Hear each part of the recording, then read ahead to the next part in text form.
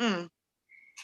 Now schools are trying to ban books like the Odyssey and the classics because they claim they're not culturally relevant and inclusive, but in reality, they are inclusive. They're just not showing the excerpts and the passages that include us. There you go.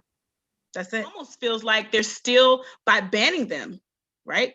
It feels like they're still trying to keep that knowledge.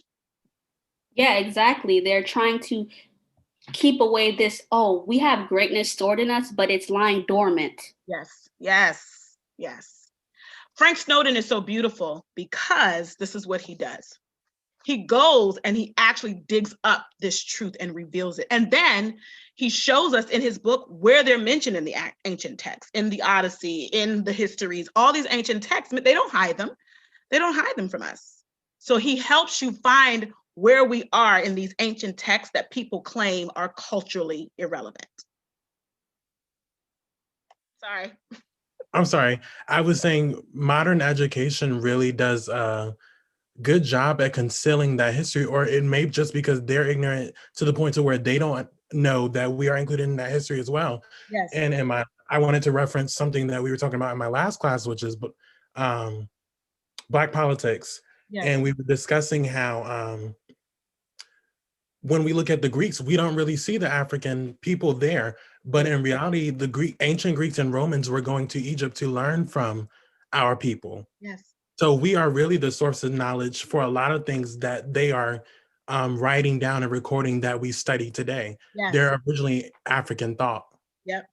And and here's the next part. And you know, our world has been so focused on our world as we know it, on competing for this place of who's the source of knowledge. They weren't even in that competition. And that's another thing I want us to realize. And I think that's another thing where maybe Black people go off the rails a little bit is we've been oppressed so much. We really want to find out.